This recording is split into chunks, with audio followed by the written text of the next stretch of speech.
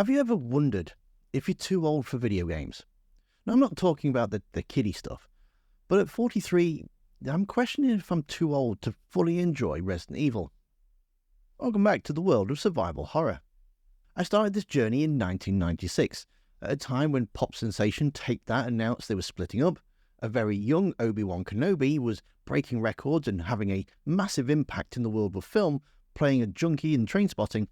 But more importantly, as a fresh-faced 15-year-old, I still had hair. Now, I'm no hardcore fan, and I can't recite the variations of Hunter or pinpoint which tyrant appears in which game, but I love the thrill of the unknown. The creaking of floorboards, the distant moans of the undead, always managed to send shivers down my spine, reminding me that why I fell in love with this genre in the first place.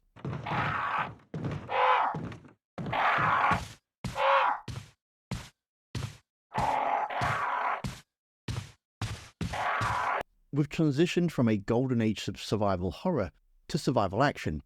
Each game upped the ante: a mansion, a city block, a larger city block, a village-castle combo, half of Africa, and finally, a global crisis. It was getting borderline ridiculous.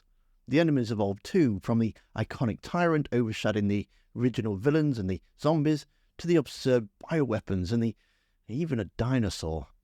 Resident Evil 7 was a refreshing return to form, a claustrophobic house of horrors, but Village shattered that.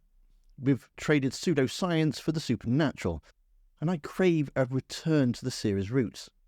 Back in the late 90s, yes, zombies are cliché, but they were grounded in science. It's only a couple of years ago that we had a global virus, and while we already have drugs that turn people into literal walking zombies, to attract the so-called flesh-eating zombie drug, who knows what could actually happen in the future? I mean, don't get me wrong, I get it, times change, games evolve, and Resident Evil has undergone a significant transformation from its inception. Initially, the series was renowned for its slow-paced survival horror elements with exploration and puzzle solving and resource management. However, over time, the series has shifted towards more action-orientated gameplay. And when your favourite horror series turns into a cheesy supernatural soap opera, it's getting a little hard to swallow. Remember the old-school Resident Evil? Dark, atmospheric, kind of generally scary. And now we have werewolves and characters over 100 years old and babies chopped up into little pieces and stored in jars, scattered across different locations. Which, actually okay, sounds alright in the horror game, until you're told that it's not actually dead. I mean, how? The shift towards more action-oriented gameplay has helped Resident Evil maintain relevance and attract a broader audience. I've tried to embrace the new stuff, I really have. I wanted to like the remakes, but they just feel off. Like someone took the soul out of the original and replaced it with shiny graphics. It's like they're trying to appeal to a younger audience, but doing so they've alienated the old guard. And I'm kind of stuck in this weird limbo. Part of me wants to let go, move on, but the other part is still clinging desperately to the past. It's like I'm mourning the death of something I loved. Is it just me? Am I turning into one of those guys? You know, the ones that complain about everything, and everything was always better in their day.